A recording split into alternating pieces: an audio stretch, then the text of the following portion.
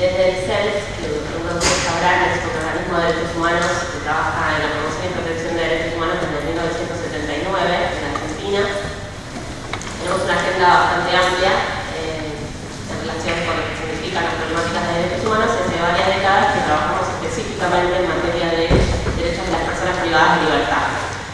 Y tuvimos la oportunidad de participar de distintas etapas de los 5 años del proceso de revisión de las reglas, ahora conocidas como reglas de Mandela, y anteriormente como reglas mínimas para el tratamiento de los reclusos. En atención a que eso constituye un instrumento que se refiere a las condiciones básicas de privación de libertad y que ha sido utilizado por muchos de nosotros en distintas acciones judiciales. Por ejemplo, en el caso del CELS, fue un instrumento que utilizamos fuertemente en el litigio colectivo que se conoce como el caso Berbisky, que es el fallo vinculado con la situación de las personas detenidas en la provincia de Buenos Aires, que estableció que las reglas mínimas para el tratamiento de los reclusos eran la pauta fundamental a la que debe atenerse toda situación de detención en la Argentina. Con ese precedente, en 2005, una vez que supimos de la posibilidad de la revisión de las reglas, que como saben es un instrumento original de 1955, o sea que era realmente un instrumento bastante viejo y que no había tenido la oportunidad de adecuarse a los avances del derecho internacional de los derechos humanos, nos pareció fundamental, tanto por la posibilidad de contribuir al desarrollo de nuevos estándares del derecho internacional, específicos en materia de privación de libertad, como por, sobre todo, el uso que después, a través de distintas acciones, algunas de ellas en litigio, la investigación o la formulación o propuestas en materia de política pública podía significar, es que nos involucramos en el proceso. Quedamos con Sebastián, que primero iba a contarse un poco, muy brevemente, qué consistió el proceso de revisión de las reglas. Como yo les decía, este es un instrumento que nació en el 55, o sea, hace más de 60 años. En 2010, la Asamblea General de Naciones Unidas definió que era imprescindible adecuar el instrumento a lo que consideró las nuevas prácticas correccionales y el derecho internacional, y encomendó a lo que llamó un grupo intergubernamental de expertos la elaboración de un nuevo texto. Ese grupo intergubernamental de expertos tenía la particularidad de, obviamente, al ser intergubernamental, estar principalmente compuesto por estados que negociaron el instrumento o las reformas del instrumento jurídico, pero también contó permanentemente con la participación tanto de expertos de Naciones Unidas. Por ejemplo, hubo intervención de miembros del Comité para la Prevención de la Tortura, de la Oficina del Alto Comisionado para los Derechos Humanos, el relator contra la tortura de Naciones Unidas, que participó fuertemente de distintas maneras, tanto de modo presencial en algunas de las reuniones, como a través de la presentación de diversos informes, con sugerencias sobre cómo debía verse el nuevo texto de las reglas mínimas. Y también hubo un grupo importante de organizaciones nacionales e internacionales de derechos humanos que acompañamos ese proceso. El proceso, idealmente, o sea, ¿qué es lo que nos hubiera gustado? Que fuera una revisión absoluta, íntegra y completa del texto de las reglas, pero eso no fue posible. En las primeras reuniones del grupo intergubernamental de expertos, que solo, como dato formal, corresponde decir que reportaban a la Comisión de Prevención del Delito y Justicia Penal de Naciones Unidas, sesión en Viena, la oficina de Naciones Unidas en Viena, se decidió, o el consenso que se logró fue que se iba a trabajar en una revisión sobre determinadas áreas temáticas. O sea que no se iba a habilitar lo que originalmente hubiéramos querido, que era una revisión íntegra de la totalidad del texto de las reglas. Aún así, fue importante la definición de esas áreas temáticas que se privilegiaron. Se formularon en términos de 8 temas principales, entre ellos la necesidad que el nuevo texto reflejara la dignidad de la persona privada de libertad, la situación de la salud en el contexto del encierro, las investigaciones vinculadas con las muertes en los lugares de detención y cualquier alegación de tortura o maltrato, las inspecciones independientes, el sistema de sanciones y en general la disciplina en los lugares de detención, la protección de grupos vulnerables, y el acceso a la representación legal, además de la necesidad de revisar lo que se consideró como lo que fuera terminología vieja, ¿no? Que ya no se usara pensando que el primer texto había sido del 55. Entonces, digamos, a pesar de que no se logró reabrir todo el texto de las reglas, lo que fue interesante es que, a nuestro criterio, varios de los temas nucleares en materia de aplicación de derechos de las personas privadas de libertad sí fueron materia de discusión de los estados. Entonces, tal vez lo que quisiera hacer es repasar junto a ustedes algunos de los cambios principales que tiene el texto actual de las reglas. Antes de hacer eso, tal vez corresponde hacer una consideración inicial. Como yo les decía, este es un instrumento que fue discutido y negociado por estados que van desde Irán, Estados Unidos, Pakistán, Brasil, Argentina, o sea que tienen realidades penitenciarias muy diferentes que son responsables de numerosas cantidades de violaciones de derechos humanos de las personas privadas de libertad y que fueron ellos los que lideraron el proceso de discusión. Entonces, tal vez nuestra impresión del proceso después de 5 años es que fue un proceso muy positivo en el sentido de que se lograron cambios importantes, pero uno tiene que tener en cuenta la vara con la que está midiendo un instrumento jurídico elaborado por estados.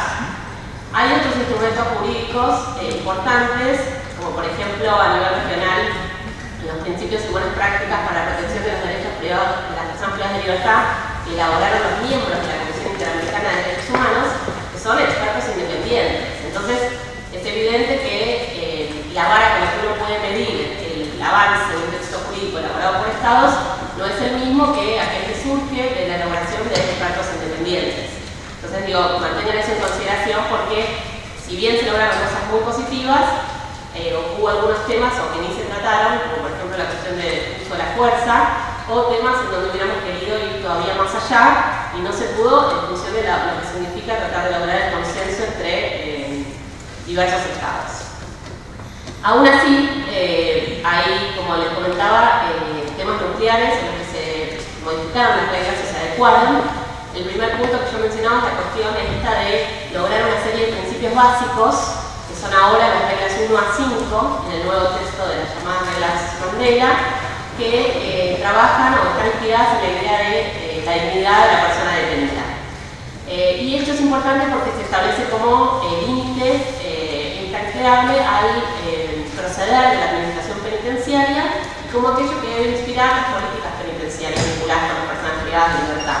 O sea, no es algo solamente retórico, o no debería serlo, sino que una interpretación correcta de lo que significan las nuevas reglas 1 a 5 da cuenta de cómo la inspiración general, la orientación general del instrumento vinculado con la protección de derechos de las personas detenidas.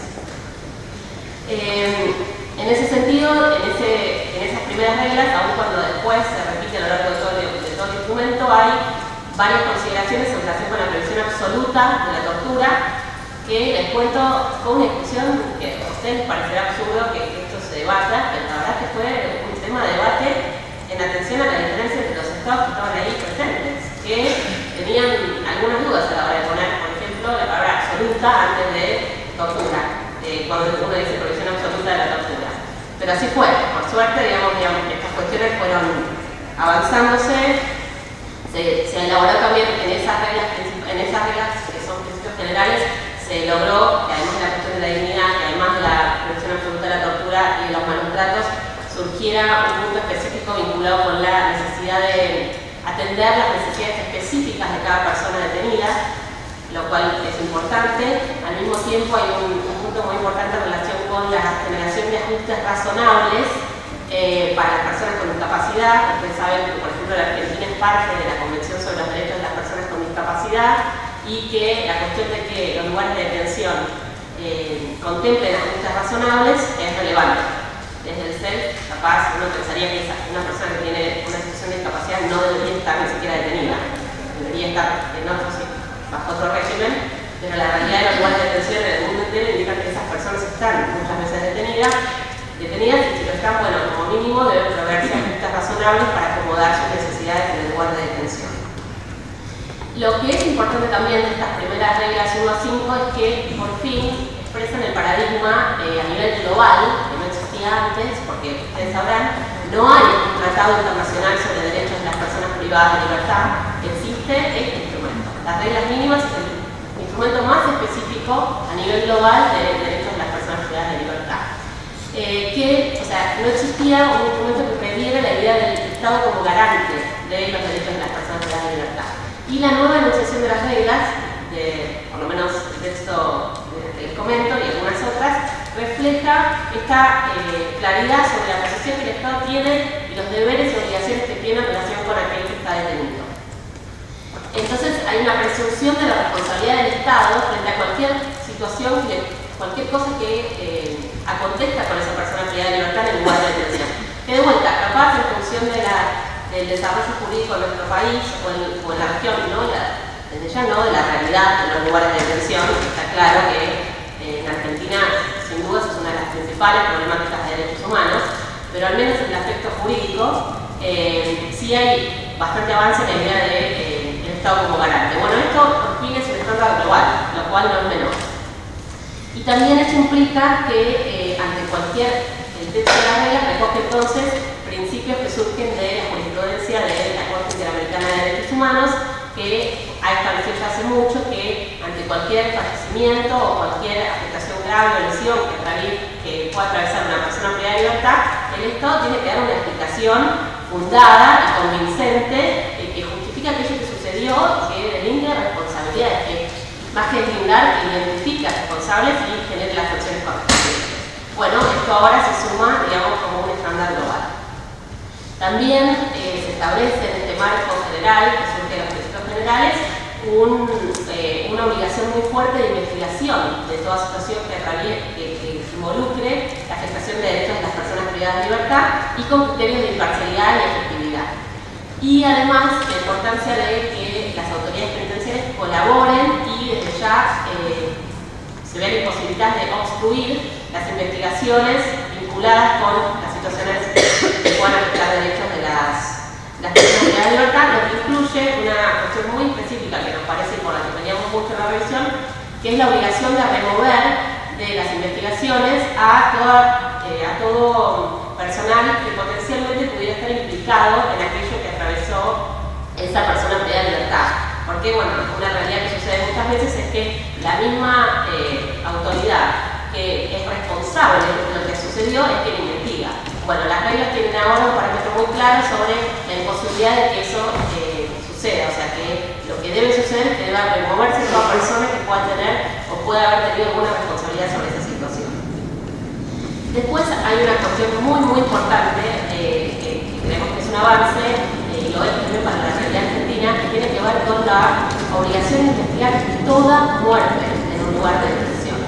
De vuelta, desde el sentido común o desde la perspectiva de un organismo de derechos humanos, nos parece obvio que se investigue toda muerte, pero ustedes sabrán que existe generalmente una división o una categorización entre lo que se consideran muertes violentas o no violentas, o traumáticas o no traumáticas, y que eso hace que muchas veces distintas situaciones que conducen al fallecimiento de una persona no sean desde suicidios hasta muertes que tienen que ver con deficiencias estructurales en el sistema de salud, no sean investigadas con el argumento de que no son muertes violentas o no traumáticas. Bueno, las reglas establecen un estándar clarísimo ahora de que se debe investigar toda muerte en un lugar de detención. Entonces esto genera una habilitación de vuelta. Uno sabe que estos son parámetros globales, que están muy lejos de la realidad de los lugares de detención. Bueno, acá tienen un instrumento los defensores, las organizaciones de derechos humanos y idealmente aquellos que formulan la política penitenciaria o el Ministerio Público para hacerse cargo de que toda situación en un lugar de detención merece una explicación.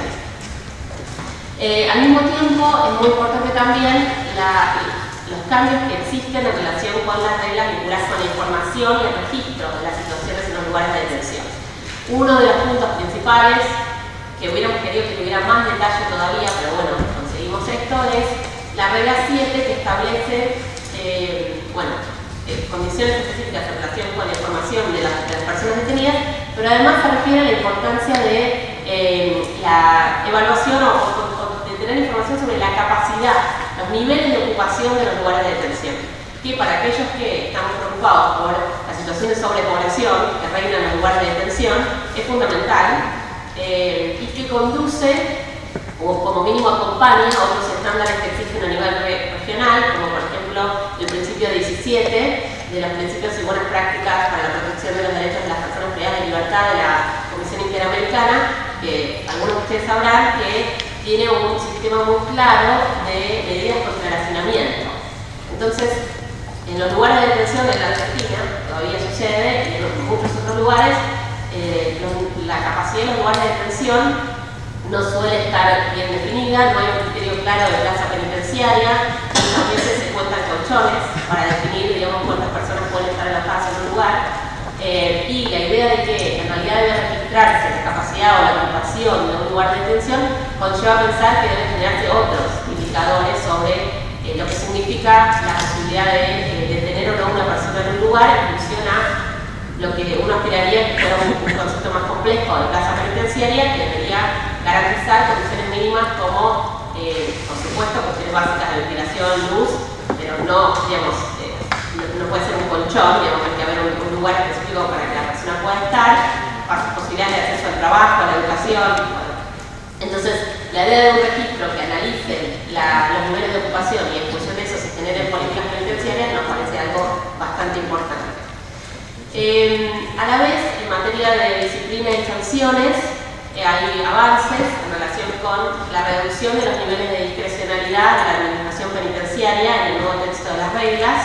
Se establece que por ley o por vía de reglamento, como mínimo, por vía de reglamento administrativo, deben establecerse, bueno, cuáles son las conductas que pueden acarrear sanciones, cuáles son los tipos y duración de las sanciones que son admisibles, cuál es la autoridad competente para imponer una sanción, y desde ya debe establecerse los tipos de posibilidad de separación de una persona del resto de la población penitenciaria. A la vez hay reglas bastante claras en relación con la necesidad de que exista una debida proporcionalidad entre aquella conducta que pueda haber merecido una sanción y la sanción que se impone, el registro de la sanción que se imponga, o sea, debe asentarse en un debido registro cuál es la sanción que se impone y la causa de esa sanción, y también se establece con mucha fuerza la imposibilidad de establecer como sanción disciplinaria la imposibilidad de contacto familiar, lo cual, en atención a la realidad de los lugares de detención, es algo que también nos parece muy importante. Otra cuestión que se establece con claridad es la imposibilidad de que se utilicen medidas de coerción como una sanción disciplinaria, ¿no? Como que hay, por fin, en el texto de las reglas, límites muy claros a lo que la administración puede o no puede definir como, por ejemplo, sanción disciplinaria. Luego, hubo una discusión que fue fatal. Recuerdo los debates, por ejemplo, entre Brasil y Estados Unidos sobre las reglas de aislamiento. Digamos, vuelvo a repetir acá, estamos viviendo con un instrumento que procura tener alcance global y que procura regular situaciones muy diferentes. Ustedes sabrán que, por ejemplo, en Estados Unidos existe la posibilidad de que en la misma sentencia se determine que una persona va a pasar su tiempo privado de libertad en permanente aislamiento, o casi permanente, 23 horas por día. Entonces, hubo una importante participación de organizaciones de Estados Unidos, como por ejemplo la ACLU, la American Civil Liberties Union, que trabajó fuertemente para que las reglas tuvieran un texto bastante concreto en relación con los límites sobre la posibilidad de la imposición del aislamiento. A veces, en nuestro caso, aun cuando la realidad, digamos, no es nada satisfactoria en el tema, no existe por lo menos esa posibilidad, que les comentaba, en relación con lugares de detención que están directamente construidos para aislar permanentemente a personas. Entonces, las reglas de aislamiento son importantes, pero yo creo que todavía lo son más en aquellos otros contextos, ¿no? En el caso de la refiero al texto que se definió. Una de las cuestiones que se definió es una idea de qué se trata, de qué hablamos cuando hablamos de aislamiento. Entonces hay una norma que se refiere específicamente a cuando una persona está detenida más de 22 horas al día sin contacto, digamos, con el exterior. Eso es un estándar que surge de los informes del Relator contra la Tortura de Naciones Unidas, quien participó fuertemente en esta parte de la discusión y que también trabajó fuertemente para que se prohibiera de modo contundente lo que denomina el aislamiento prolongado, que quedó definido como aquel que supera los 15 días de una persona estando todos los días en esa situación de 22 horas por día sin contacto exterior. Entonces, hay una serie de conductas en materia de aislamiento que están digamos, básicamente prohibidas. Una es el aislamiento indefinido, el aislamiento prolongado, que es este de más allá de 15 días, la ubicación de una persona en una celda oscura o con al contrario iluminación constante, que a veces es lo que pasa. Y también hay una regla muy clara sobre que aún cuando una persona puede estar en una situación de aislamiento, esa situación no puede menoscabar el acceso a los derechos que en general le competen en materia de ventilación, luz, o sea, las condiciones de detención que rigen en relación con las personas privadas de libertad, de acuerdo con los principios básicos de las reglas, se aplican a toda situación de detención, incluyendo aquellas personas que están en aislamiento, lo cual de nuevo parece poco, pero no lo es en muchos contextos. Luego hay una regla nueva sobre requisas, que era un texto que antes no estaba regulado en las reglas. Nosotros desde el SEX pedíamos fuertemente, y esta la perdimos, para que las reglas que establecieran un principio semejante al de la Comisión Interamericana sobre la prohibición de requisas anales o vaginales. Eso no fue posible, pero sí hay un estándar global sobre criterios o sea, de respeto a la dignidad de la persona, de intimidad de esa persona, de aquellos que pueden realizar, o aquellos únicos que pueden realizar una requisa, o sea, en línea con los estándares que surgen del caso del PCI, de la Comisión Interamericana de Profesionales de la Salud, la cuestión de la necesidad, la proporcionalidad, la legalidad de esa medida, o sea, hay estándares jurídicos precisos para analizar si corresponde o si esa requisa procede o no procede. Tal vez, como me queda poco tiempo, voy a terminar refiriéndome a un punto que también me parece muy importante, que es la cuestión de las inspecciones independientes. Las reglas establecen un doble sistema de inspección independiente, un sistema vinculado con aquel que es materia de las propias autoridades penitenciarias y otro que tiene que ver, y tal vez es el más importante, con la posibilidad del ingreso de autoridades independientes externas a los lugares de detención. Y refuerzan de alguna manera a nivel global el paradigma que surge del protocolo facultativo a la Convención contra la Tortura, que como ustedes sabrán establece la elaboración, o sea, la necesidad o la imposición para los estados de que existan en cada uno de los países mecanismos nacionales de prevención de la tortura que puedan acceder a todos los lugares de detención y a toda la documentación vinculada con esas personas privadas de libertad.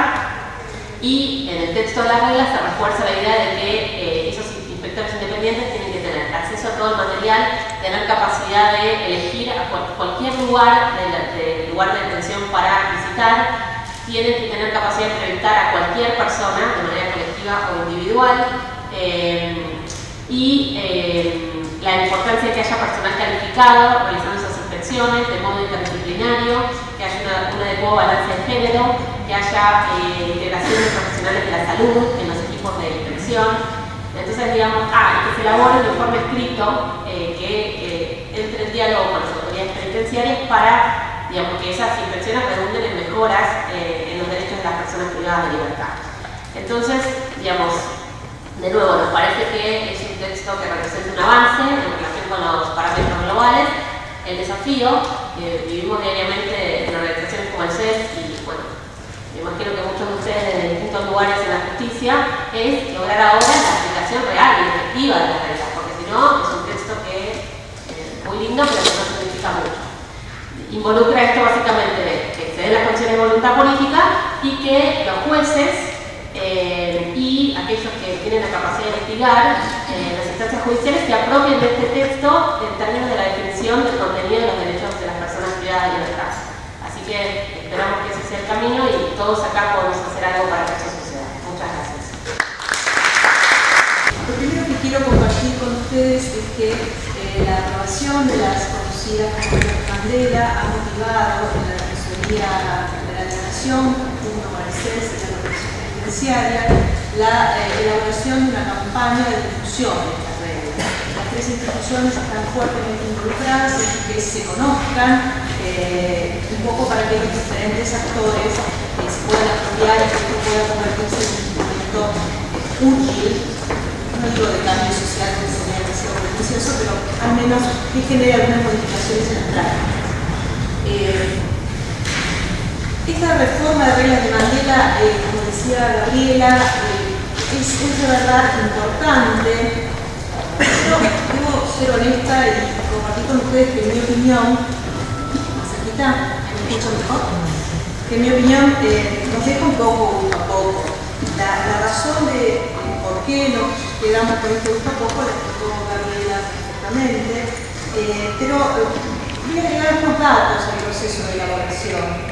La primera discusión, el antecedente inmediato del proceso de elaboración de las reglas de Mandela fue el fracaso por la discusión de la Convención de las Personas Privadas de Libertad, la Convención por los Derechos de las Personas Privadas de Libertad. Esta discusión tuvo lugar en el Congreso de las Naciones Unidas de D.C. en Bahía. Se pretendió trabajar en una convención de los derechos universales, de los derechos de las personas privadas de libertad, no se logró y la reforma o la revisión de Mandela fue un poco el premio consuelo. Entonces la verdad que el objetivo para muchos sigue siendo dar la pelea por una convención que tenga otra capacidad vinculante. Lo mismo sucedió a nivel regional. El documento de principios y buenas prácticas de la Comisión Interamericana, que es muy interesante, se construyó por un proceso de consulta muy amplio, en el que estuvimos involucrados muchos organismos, pero como insumo para lo que la Asamblea de la OEA había dispuesto en la resolución 2283 de 2007, que era elaborar la Declaración de los Derechos de las Personas Privadas de Libertad para América. Ese proceso también se frustró, de manera que en el nivel regional y a nivel universal tenemos un documento vinculante que contemple los derechos de las personas privadas de libertad. Y como si esto fuera poco, las reglas de Mandela, sus considerandos, dicen algo que la verdad es feo leerlo y los invito a hacerlo. Fíjense en el considerando 8 de las reglas que dice recordando el carácter no vinculante de estas reglas. No empieza así el documento. Antes de hablar de las reglas, empiezan los estados diciendo recordamos que esto que vamos a decir no es vinculante para los estados.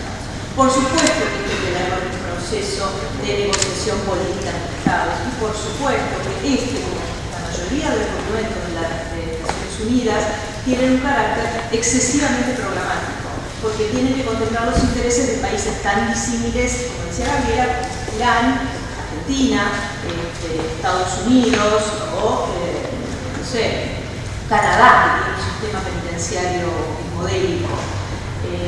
No es fácil, estos procesos no son sencillos, no somos ingenuos, sabemos que se hace lo que se puede y en definitiva, por menos que se modifique o por más pequeño que sea el avance, siempre va a ser algo importante. Pero, antes de referirme a algunas cosas puntuales de las reglas, lo que me parece que tenemos que tener en cuenta, todos quienes trabajamos de algún lugar vinculados a los sistemas de prisiones, es que nos debemos una revisión de estándares integral. Las reglas de Mandela traen algunos estándares nuevos e interesantes, pero otros son muy regresivos a nivel regional. Tenemos en la región estándares más protectores, establecidos no solo en el documento de principios, sino principalmente en la jurisprudencia de la Corte Interamericana de Derechos Humanos en los casos concretos en los que ha tenido que conocer. Entonces, ¿qué es lo que me parece importante acá? Nosotros tenemos un instrumento nuevo y este instrumento nuevo indica que lo tenemos que difundir y que tenemos que apropiarlo. No está solo dirigido a los actores judiciales, sino también y muy principalmente a los agentes penitenciarios, a los organismos que gestionan las prisiones. En Argentina, hoy, si a los organismos que gestionan las prisiones les estamos diciendo estos son los estándares con los que tenemos que trabajar, estamos siendo regresivos, porque hay estándares que son mejores. Entonces, lo que nos debemos, y yo sé que la Oficina Regional de PRODICI, y estoy personalmente involucrada en ese proceso, estamos trabajando en esto, en la elaboración de estándares comparados sobre en cada tema cuál es el estándar teniendo en cuenta el principio de no regresión de los derechos humanos y teniendo en cuenta esencialmente en el análisis de la multiplicidad de documentos que hoy existen la importancia de leerlos bajo la luz del principio pro persona. Hay cosas de Mandela que son muy útiles y hay otras que para América Latina se quedan cortas. Esto en el plano normativo. Porque, por supuesto, los abogados, muchos, tenemos como la fantasía de que el arribo de la ley resuelve los problemas. Y sabemos después perfectamente que la ley no resuelve ningún problema. Tenemos estándares muy buenos en algunos temas. Ahora, cierto es también que las viejas reglas mínimas de las Naciones Unidas de 55, desactualizadas, que no contemplaban los estándares de la ciencia penitenciaria actual, etcétera, etcétera, nunca se cumplieron acabadamente en ningún lugar del mundo. Esas viejas normas del 55, que nacieron para un mundo que no es el nuestro, no llegaron nunca a cumplirse. Entonces acá no podemos olvidar el doble juego del plano normativo y del plano ontológico. En el plano ontológico, si hoy pudiésemos lograr el cumplimiento de las viejas reglas del 55, estaríamos muy felices. En el plano normativo, por supuesto, se quedan cortas. Entonces, tengamos cuidado con mezclar estos dos planos cuando hablemos de estándares. Una cosa es el estándar programático, el estándar esperado, el estándar con el que tenemos que trabajar, y otra cosa es el nivel de cumplimiento de estos estándares. Bueno. Otra cosa importante es que las reglas de Mandela, como dijo Gabriela, al ser un documento de detención universal, es un documento que para algunas regiones del planeta resulta insuficiente. Por esta misma razón, en el año 73, fíjense de cuándo estoy hablando, por primera vez en Europa se actualizaron las reglas mínimas europeas. O sea, Europa dijo, estos son estándares universales, a nosotros nos quedan cortos, vamos a hacer unas reglas regionales, que ya van por la tercera actualización, acompañando los avances de la ciencia penitenciaria. En América Latina hubo un proceso así, hace unos años, creo que fue en el 2009, bueno, 2010, no recuerdo bien la memoria, hubo un proceso de creación de las reglas mínimas para América Latina. Este hubiera sido un trabajo interesante porque hubiera permitido adaptarlas a nuestras realidades regionales y sobre todo a nuestras realidades culturales, porque si llegara a tener tiempo vamos a ver que hay algunas reglas que nacieron y siguen vigentes pensando en una cultura hegemónica europea para hombre blanco. Y entonces en algunos lugares se quedan cortas, básicamente, por ejemplo, les doy este ejemplo, después si tenemos tiempo lo ampliamos, el tema del alojamiento docente individual. Es un punto que muchos países africanos cuestionan fuertemente, que Nueva Zelanda dice que esto aumentó estrepitosamente las tasas de suicidio, tienen culturas que no admiten en algunos países del mundo el aislamiento nocturno, o sea, tenerse la parte solo. Para nosotros es como, sería fantástico que todas las cárceles tuvieran sede individual. Bueno, en definitiva, necesitamos darle miradas regionales, contemplando las culturas regionales. En América Latina hay mucho que hacer en este sentido. Seguimos teniendo cárceles gestionadas para un poder hegemónico y esto dibuja las necesidades de los grupos minoritarios. Dicho esto a modo de introducción, porque tengo poquitos temas, voy a referirme a algunas cuestiones, otras las voy sacando porque ya las comentó el tiempo, ya las comentó Gabriela. Un punto que me parece interesante compartir con ustedes es el que surge de la regla 4, que es el fin de la regla. Las reglas de Mandela vuelven a tomar ahora una posición un poco extraña. Digo esto para los abogados. Yo sé que del público no todos son abogados, pero los abogados venimos siempre, hace años, desde que yo era estudiante, que ya pasó cuántos años, discutiendo el literatura.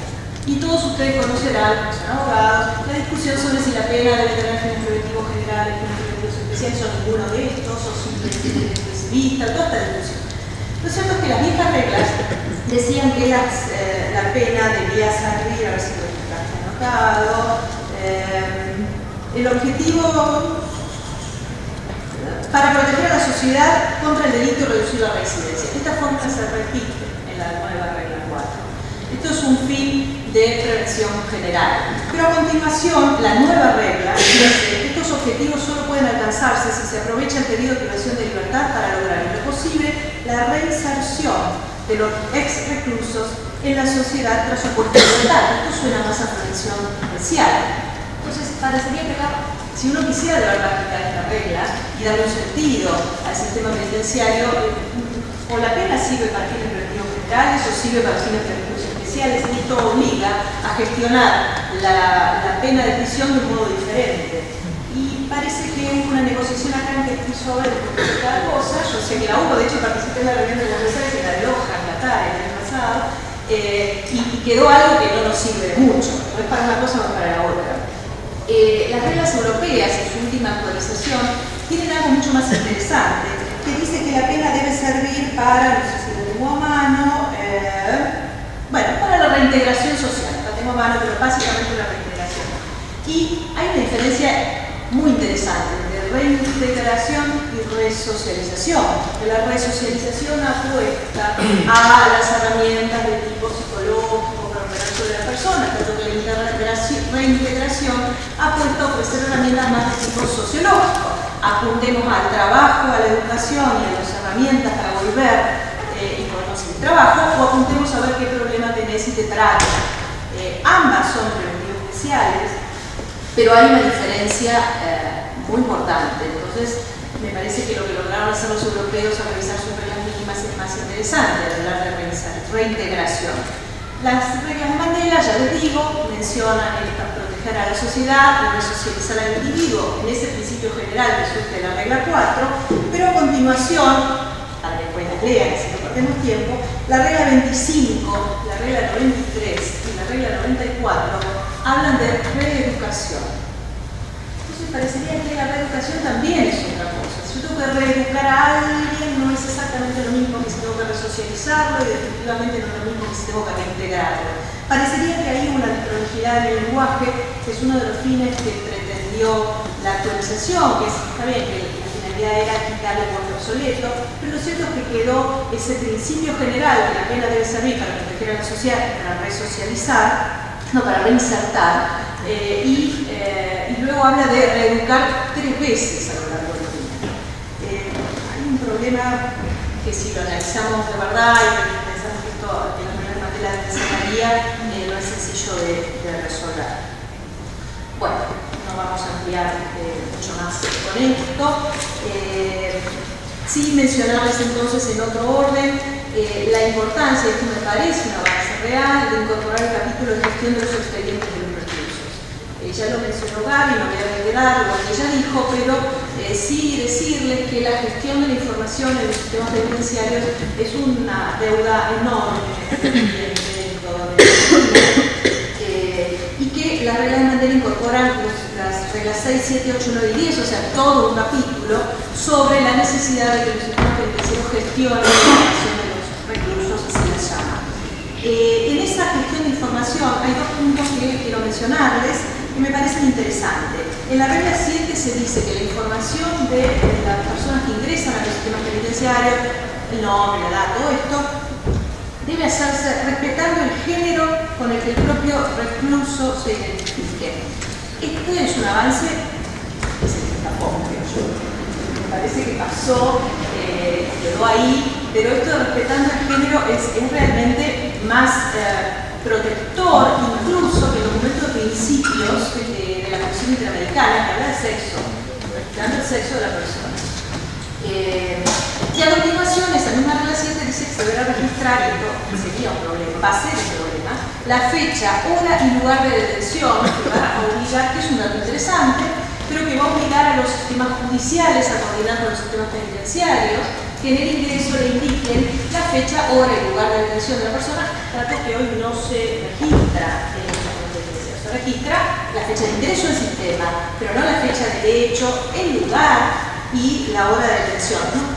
No te queda muy claro para qué este dato, pero bueno, claramente puede servir para fines de investigación. Y otro tema importante es que todos estos datos deben mantenerse bajo estricta confidencialidad. Y esto es muy importante, porque los datos de las personas privadas de libertad circulan de una forma y una liviandad que es asombrosa. El otro tema a destacar en este capítulo de gestión es el que surge de la regla 8. Esto también me parece un avance muy importante, incluso a nivel federal.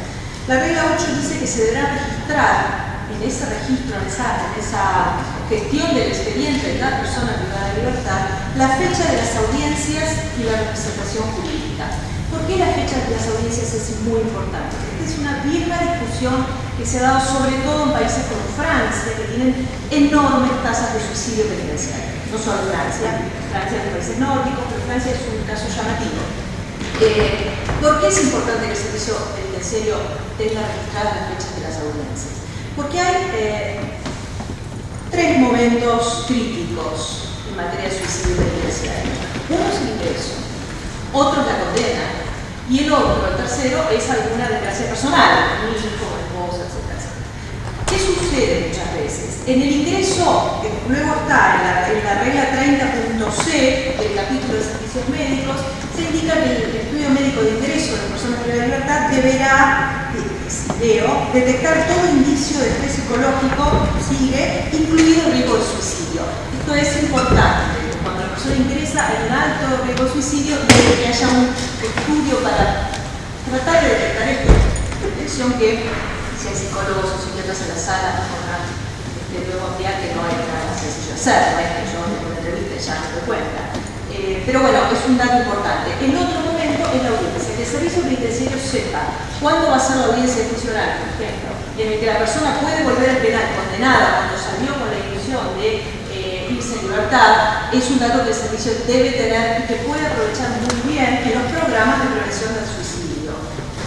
Lo que suele suceder es que se arma el programa de prevención del suicidio y los servicios penitenciarios se quejan de que nadie les avisa que la persona sale para ser condenada, naturalmente, y entonces no pueden tomar unas medidas o las precauciones necesarias para operar en el reingreso de la persona privada de libertad con esta decisión.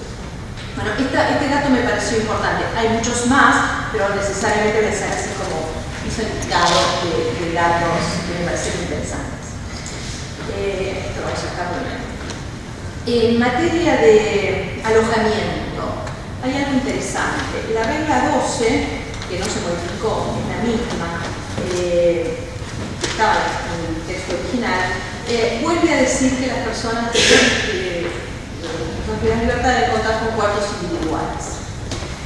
Pero agrega, si por razones especiales, como el exceso temporal de población reclusa,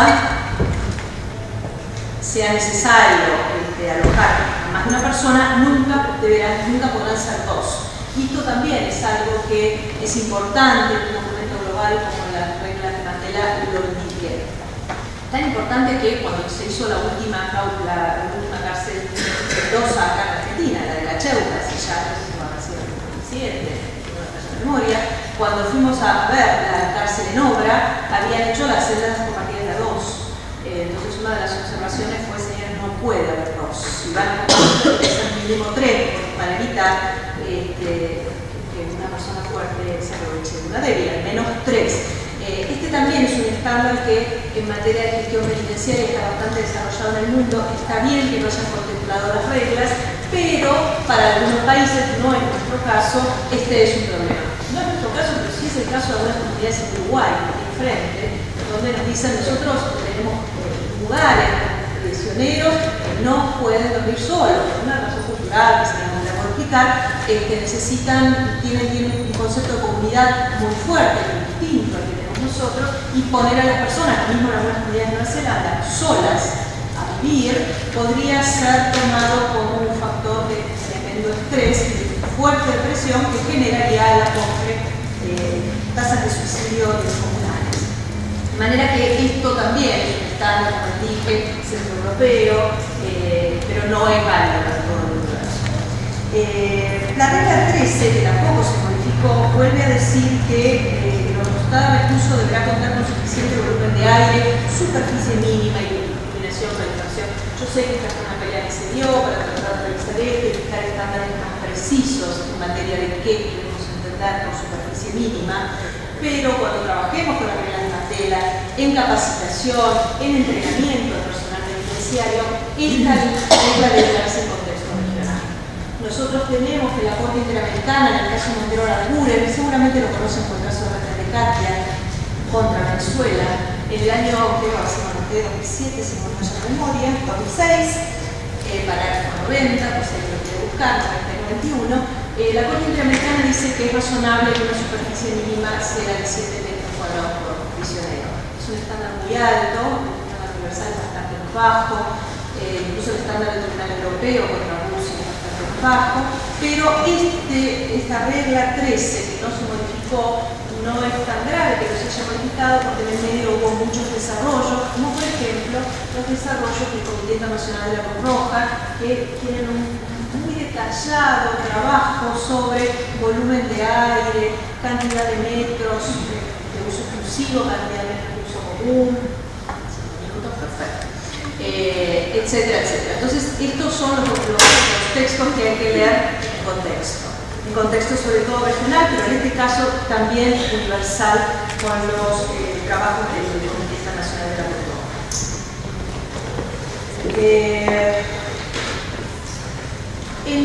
El capítulo de servicios médicos, de restricciones, disciplina y sanciones y de registro fueron de los más complicados. Tienen algunas cosas interesantes. Servicio médico, en la regla 25, solo mencionamos que habla de promover la salud, que es un concepto distinto del de cuidar, ¿no? Promover y generar contextos sanitarios saludables y obliga a las autoridades a trabajar proactivamente en pos de la salud, ya no reactivamente en caso de enfermedad. Entonces esta palabrita que se incluyó ahí puede ser interesante. Y la regla 29, sobre la que les quiero llamar la atención, menciona que toda vez que un niño o una niña permanezca con su madre o padre, lo mismo dice el documento de la Comisión Interamericana, en la prisión, esta decisión de permanecer o no el niño en la prisión con sus progenitores debe tomarse contemplando el interés superior del niño, no el del padre o la madre, ¿no? Sino el interés superior del niño, que es algo sobre que la Oficina de Cooperación de las Naciones Unidas viene llamando la atención muy fuertemente. No puede ser un proceso automático, que hay que contemplar el interés del niño. Bueno, principios de equivalencia, autonomía, todo eso no tengo tiempo de desarrollarlo, pero sí decirles que el personal médico, esto es muy interesante, la regla de Mandela es un verdadero avance, cambia su rol en el tema de sanciones. Las viejas reglas, el personal médico tenía que autorizar de alguna forma la imposición de una sanción de aislamiento. Hoy en día este rol cambió y expresamente cambió. Las reglas dicen que el personal médico no podrá actuar de ninguna forma en los procesos sancionatorios y solo tiene obligación de revisar a todos los detenidos para detectar posibles problemas con el lugar de alojamiento, las condiciones, la forma de alojamiento y hacérselo saber de inmediato al director o al responsable. Pero ya no más es quien autoriza el aislamiento como parte del proceso de aislamiento.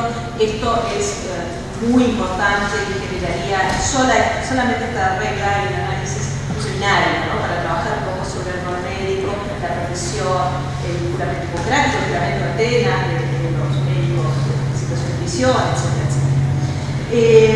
Lo último, para terminar, ya termino, en sanciones y en registros, me parece que acá sí las reglas se quedaron muy cortas, comparando los estándares regionales.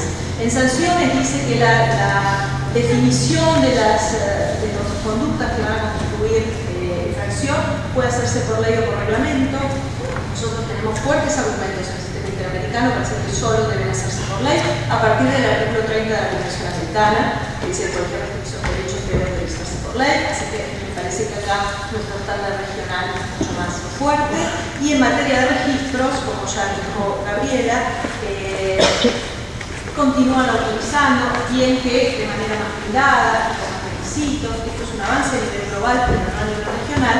Sigue utilizándose la posibilidad de registros vaginales y anales. El documento de la Comisión Interamericana dice que quedan prohibidos y en todas las cárceles de la región se siguen haciendo. Entonces, la verdad es que tenemos una historia pendiente acá, no nos faltan estándares, tenemos documentos y estándares suficientes, pero lo cierto es que tenemos mucho recorrido pendiente en la necesidad de modificar las reglas. Bueno, quedaron varias cosas, los invito a leer las reglas y sobre todo a leerlas en contexto regional, comparándolas con los estándares que ya tenemos consolidados en el país. Muchas gracias. También quería agradecer la invitación. Quería retomarme primero de jornada en el tiempo necesario para el intercambio de preguntas, que me parece, por motivo que voy a elaborar en un rato, uno de los puntos más importantes del encuentro de las características. Y voy a retomar el punto que habló la doctora Martínez, que es esta diferencia entre el ámbito normativo y el ámbito de aplicación, también para reforzar tanto la evaluación, tanto la evaluación de los mecanismos de medición de impacto que pueden tener estas reglas y que tienen, y normativa de carácter similar, como propuestas concretas de actividad de distintas etapas del ámbito social para poder generar efectivamente una movilización en este sentido. Bueno, no voy a profundizar en la diferencia que hay entre los estándares normativos y la práctica, porque el conocimiento lo ha señalado más específicamente que los presidentes, que además tienen trabajo concreto en digamos, el territorio de las unidades carcelarias. Pero sí me interesa centrarme en el punto específico. Existe actualmente, eso también lo conocemos, una crisis concreta respecto de derechos humanos en el mundo, no solo en el ámbito carcelario, pero también se lo ha reflejado, últimamente mencionado, y de los organismos internacionales y el sistema internacional de protección de derechos humanos. Lo que está en crisis, en esto me permito citar un fuente que me pareció particularmente interesante, que es una decisión de derechos humanos internacional, que ya está en crisis directamente si estas formas de abordaje de los conflictos pueden atender los conflictos de derechos humanos o funcionan como páginas jurídicas para habilitar en la práctica y legitimar violaciones que ya no son prácticas deficientes o no alcanzar un cierto estándar, sino violaciones sistemáticas de los derechos humanos que cabría discutir si en distintos contextos también, como es afirmado, si son resultado de falencias o objetivos concretos de distintos ámbitos. La situación de los derechos humanos, no voy a profundizar más el tema, pero es realmente grave y se está poniendo en crisis esa legitimidad. Organismos tales como la ONU se encuentran en funcionamiento por estos elementos y en ese sentido yo quería centrarme en el lenguaje de las reglas, más allá de la actualización de algunos temas que señalaron en la discusión. La voluntad política también tiene que buscarse consensuadamente, muchas veces lava el texto, pero este lenguaje tiene un par de elementos con el cuestionamiento y sobre todo uno que voy a pensar luego. Uno de ellos es la afirmación general. El planteo de que esta es una afirmación general en cuanto a cuáles son las condiciones mínimas de dignidad de las personas, cuáles son las condiciones generales que le asignamos a una persona para el derecho de ser humano, ser los fundamentos de estos derechos que se dan por sentado como sentido general de las naciones cuando ese planteo como mínimo es discutible y sobre todo en el ámbito de la discusión de la pena.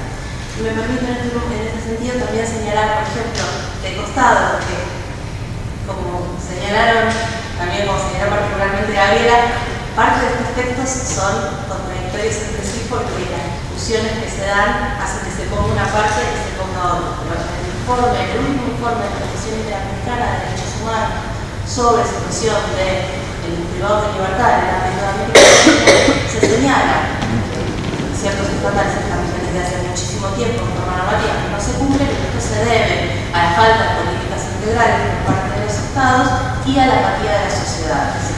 ¿Sí? Esta apatía de las sociedades no es la lluvia, no es algo que surge de la nada y sobre lo que no se puede hacer nada. Sin embargo, si uno ve cuál es la correlación de las actividades concretas, las recomendaciones que se dan, estas recomendaciones se dan a los estados y son recomendaciones sobre la práctica penitenciaria y no recomendaciones sobre cómo generar concientización, cómo generar un debate social amplio sobre los puntos que hacen a lo que se quiere modificar.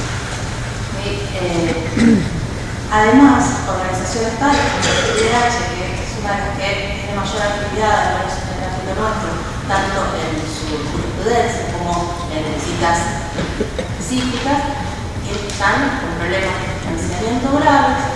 Esto es un elemento poco conocido que se existe en la propia página, digo como comunicación oficial, que hace que estos organismos tengan mucha dificultad para efectivamente desarrollar alguna práctica concreta en estas áreas. Yo creo que como mínimo no podemos leer inocentemente el vaciamiento de temas financieros o de recursos de esas áreas. Y no lo estoy interpretando como una teoría de la conspiración, pero como mínimo una falta de interés específica en ese sentido, que se va a traducir en general en el resto de las prácticas.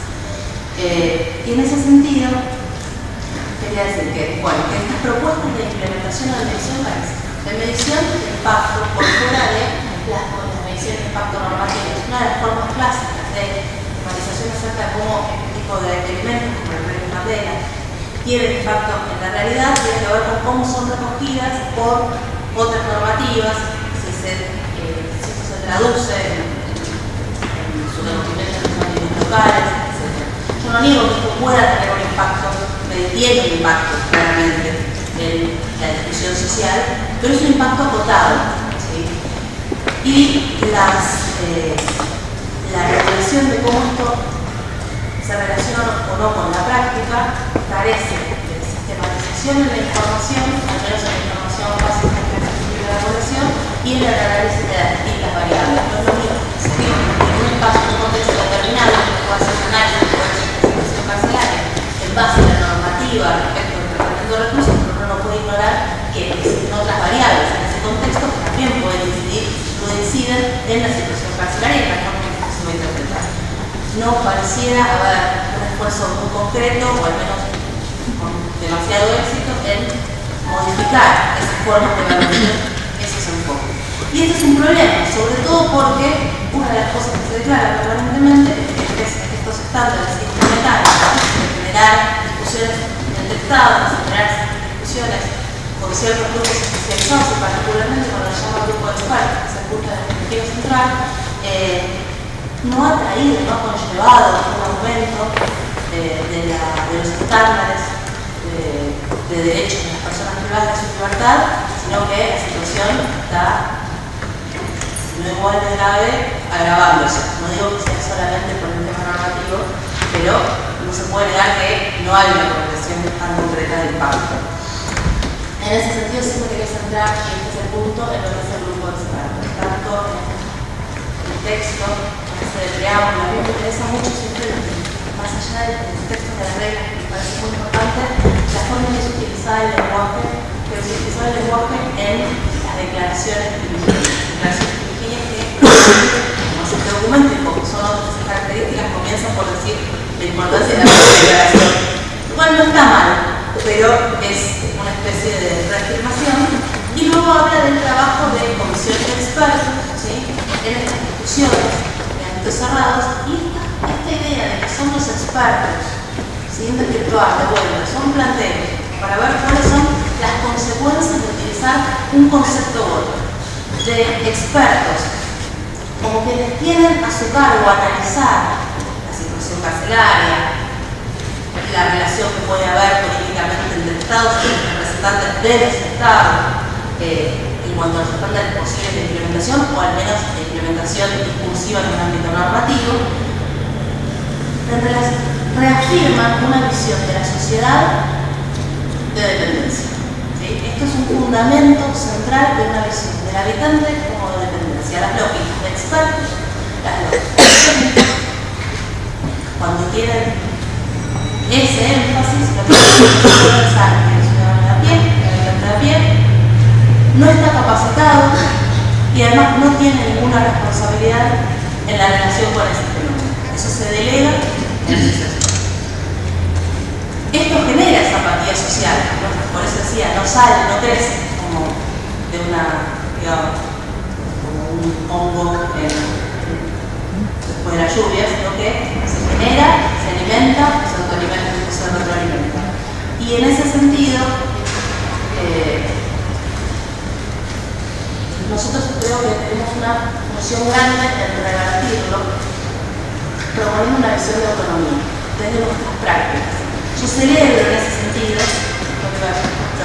que en esta actividad se haya convocado, se haya logrado convocar a personas que no son específicamente no solo del ámbito del derecho, sino de otras disciplinas. Y nosotros tenemos que también pensar por fuera de los carriles institucionales, solamente de esos carriles institucionales, que tienen las limitaciones que conocemos, cómo podemos generar un sentido social que imponga una modificación completa de la práctica. Yo muchas veces escucho que a veces no están dadas las condiciones de voluntad política, que debe buscarse una voluntad política, y esta voluntad política parece que solo se busca en los estados supranacionales. Las modificaciones de esa voluntad política nunca se han dado por una modificación individual, o al menos no en materia de avances de derechos, en mi opinión, de algún individuo o de un grupo de individuos en esos ámbitos, sino que se han dado en el marco de disputas de sentido, de luchas sociales y de reclamo de derechos. Todo tipo. Y en ese sentido está bastante también el funcionamiento de los sistemas de la democracia representativa, que incluso nuestra normativa constitucional existe a lo largo del tiempo, la visión de la democracia representativa, con la visión incipiente de la democracia participativa, en un mix bastante incoherente de normativas generales, lo que nos demuestra como cuadro ese sentido de estar público. Y yo creo que nosotros nos tenemos que sentir actores de esa disputa concreta y contribuir de forma concreta a ella. ¿Cómo? Buscando no solo la discusión de estos temas en el ámbito de quienes tienen en su actividad concreta una relación carcelaria, sino en el ámbito social. La única forma de modificar una práctica arraigada en el ideario social, como la es la práctica carcelaria, con la cual tenemos poca relación, es modificar ese ideario social. Así como se está dando disputas de sentido, por ejemplo, ahora tiene bastante historia, no es fácil hacer la precisión, el tema de género, necesitamos dar esa disputa de sentido en el ámbito amplio.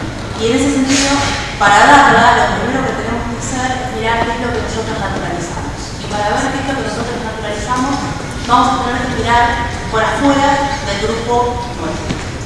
El ámbito de la ejecución penal es un ámbito que tradicionalmente ha sido siempre bastante acotado, los actores son